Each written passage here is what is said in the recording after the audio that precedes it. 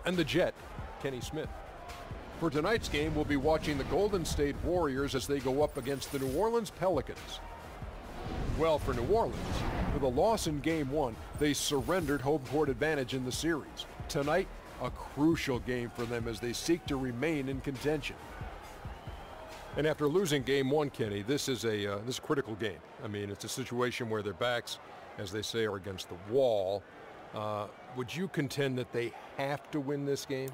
Well, it would be probable, but only a handful of teams have dropped the first 2 games at home and gone on to win the series. However, yours is one of them. I was on a team that did it, so I can't say it's impossible, but it's highly unlikely to be that clutch. Listen, Ernie, they have to play like there's no tomorrow. They need the home fans to really round around them. I expect them to bring maximum effort and play with a real sense of urgency. It's strange, though, even if you do play that way, as if there's no tomorrow, and you do win the game. There is a tomorrow. What's it matter if there's not a tomorrow? Well, if you lose, though, there could be no tomorrow. What if you win or lose and tomorrow doesn't happen? What are you talking about? What good does it do that you won the game? I don't know. That's too deep. That's too deep for where we are. Yeah, you're in very deep waters. Yeah. See you next time.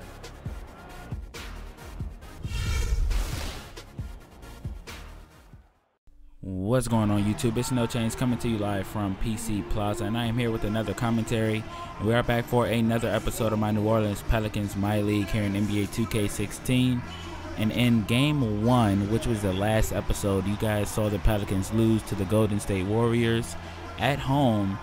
And it really came down to the nail in the coffin and Klay Thompson really putting away the Pelicans with a wild 3-point shot that gave the Warriors the lead they needed to go ahead and close out versus the Pelicans. And it was a heartbreaking loss for the Pelicans. They contended with this team who has been playing well throughout the playoffs, only losing 1 game. And also, guys, I had been making a mistake saying that they were undefeated throughout the postseason because they did lose 1 game. And if I'm not mistaken, they lost that game to the Blazers.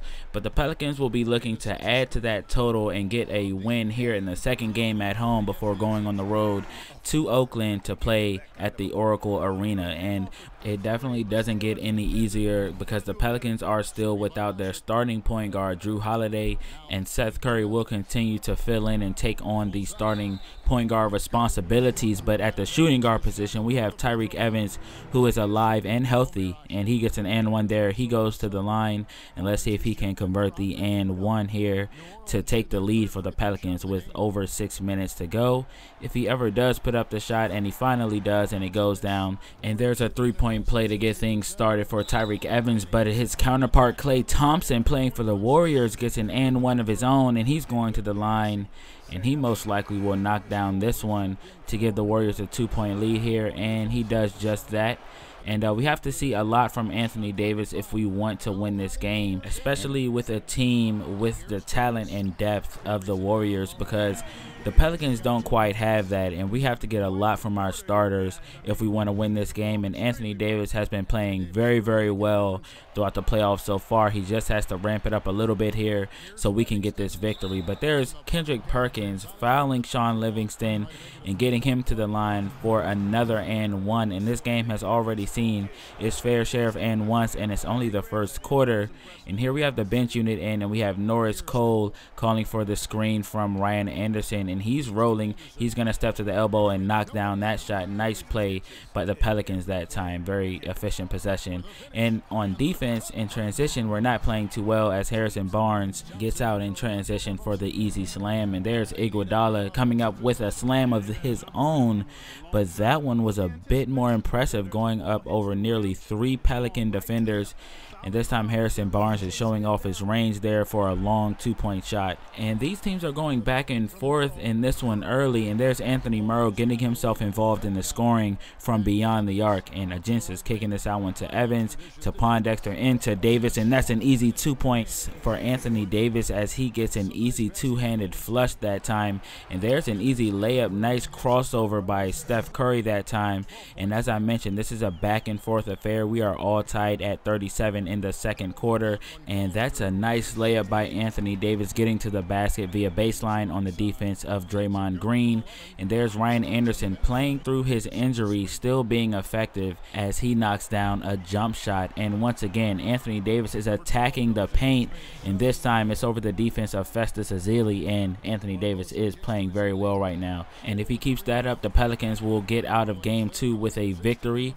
But Rudy Gay is also playing well, which is Anthony Davis' partner in crime, and he's in transition for a two-handed flush, and there was nothing the defense could do about that one. And there's Rudy Gay against the defense of Harrison Barnes. Spin move into the lane, and a nice flush that time. Free lane to the basket. Rudy Gay, nice spin move that time. And here he is again trying the same thing, dumping it off to Davis and then to Anderson, and there's another wide open shot for Ryan Anderson. And I say it all the time, he will knock those down. He does it for a living. Those are like layups to him.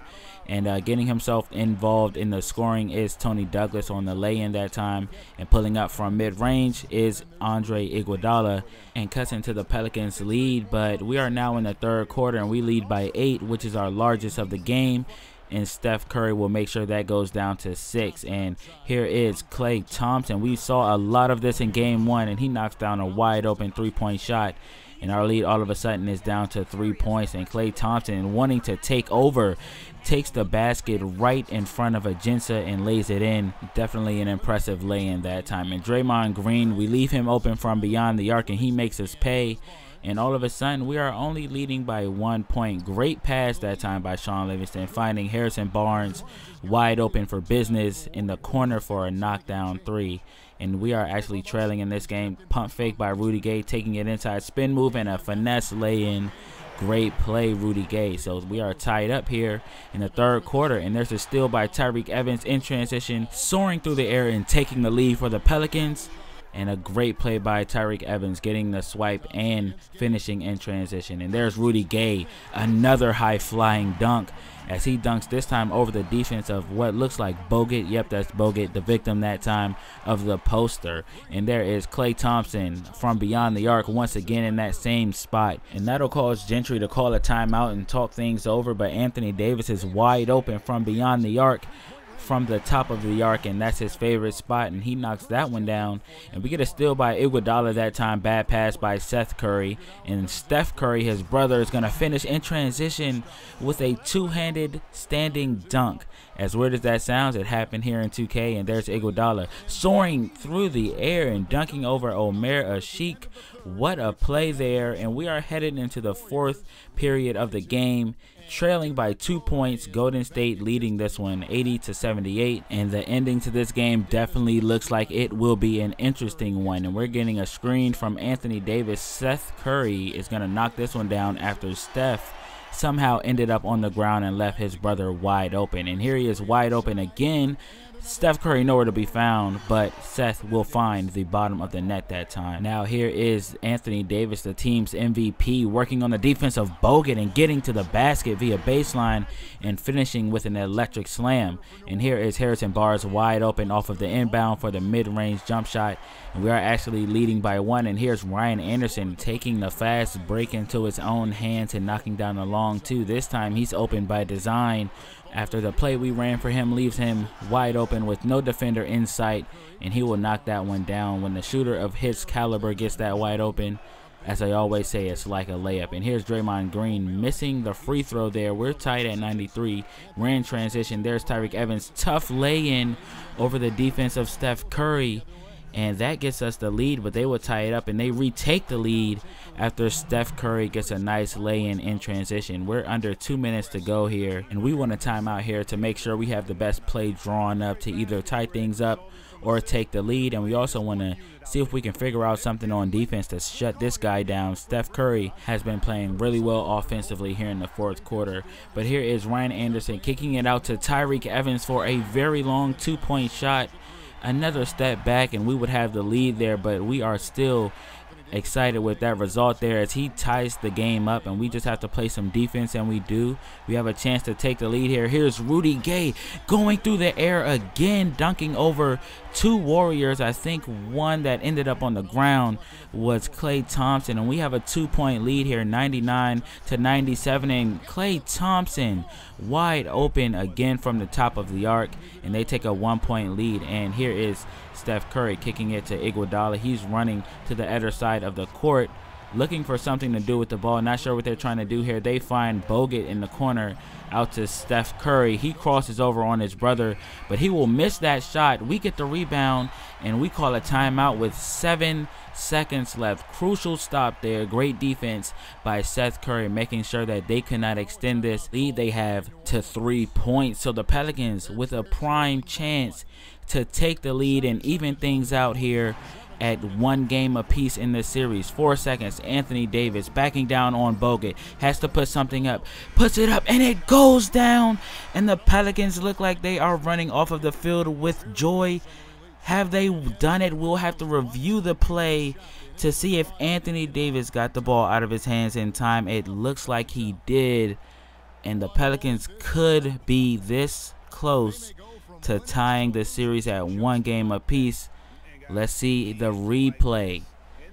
Let's take another look at this one. He took his time putting it up, not showing much urgency. And there's the buzzer, and he did not have it out of his hands. So this one is definitely going to come back. Let's see what the refs have to say. No basket, guys. The Pelicans lose again and go down 2 games to none versus the Golden State Warriors here in the conference finals. What a great game. It was back and forth throughout the entire game. Great performance by our star players, but just not enough there at the end. Just a millisecond away from being even at 1 game apiece. Defensively, we didn't play too well versus Klay Thompson. We never can. We never can guard Harrison Barnes. But that's totally what I expect out of this team. I mean, they're totally stacked. Nobody thought it would be easy. But we go on the road next game, hopefully, to see if we can pull off a miracle. I hope to see you guys in that episode. Thanks for tuning in to PC Plaza. And I'll see you guys in the next episode. Later.